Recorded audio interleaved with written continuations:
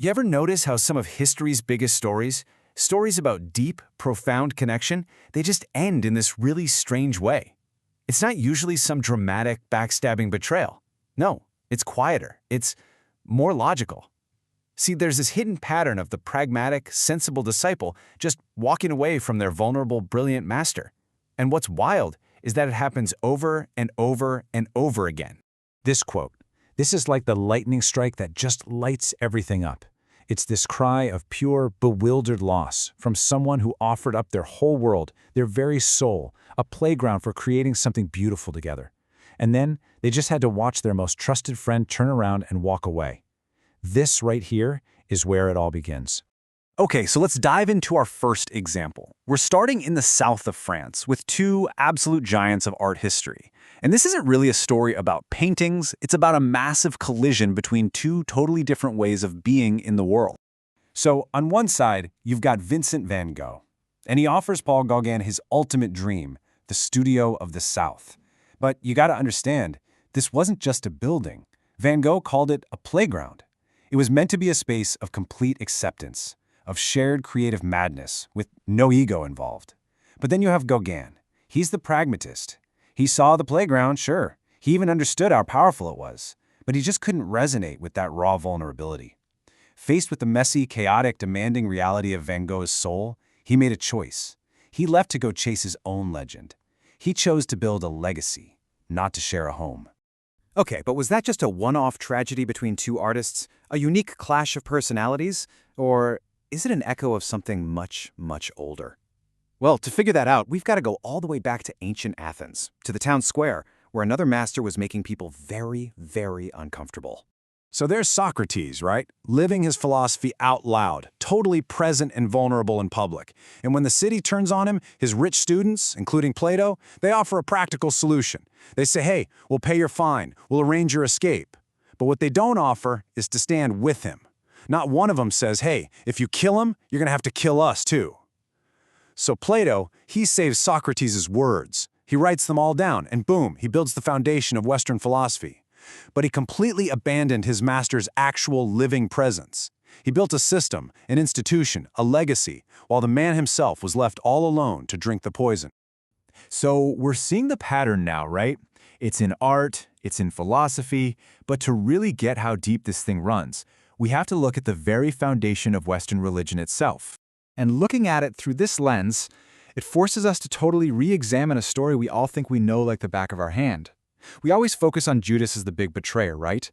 But this pattern, it points to someone else, someone way more central to the whole institution that came after. Peter the traitor. Whoa, it sounds shocking, I know. But think about it. Peter, the guy who's supposed to be the rock that the church is built on, he's the ultimate traitor of presence. In that one moment of absolute truth, when Jesus is at his most vulnerable, Peter denies he even knows the guy. 3 times. He chooses self-preservation over standing with his master. And then, later on, he becomes the gatekeeper, the bouncer, for the institution, after betraying the very vulnerability he was supposed to build everything on. So, what is going on here? Gauguin, Plato, Peter. These guys aren't evil monsters. They're actually following a very clear, very rational logic. First, they witness this incredible, raw genius. Then, they admire it. They even understand it, on an intellectual level. But when push comes to shove, when staying in that messy, demanding, vulnerable playground means they have to sacrifice a piece of themselves, they make the pragmatic choice. They protect their own future, their own story, their own ego. They choose themselves. And this gets us right to the heart of the problem. This isn't really a failure of intelligence or even loyalty. It's a failure of resonance. It's this fundamental difference in how the master and the disciple experience the world.